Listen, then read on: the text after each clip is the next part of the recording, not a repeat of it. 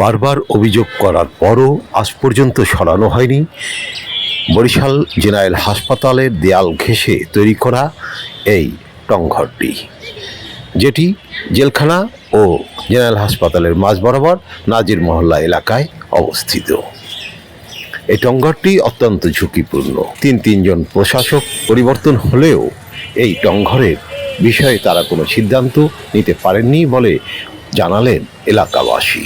হাসপাতালের অপোসাইডে হাসপাতালের পাশেই আমাদের ঝুঁকিপূর্ণ একটা বিল্ডিং আছে। আজকে বহুদিন ধরে তাকে বলা হয়েছে এবং কর্মকর্তাদের জানানো হয়েছে যে আপনারা বিল্ডিংটা কি করবেন করেন।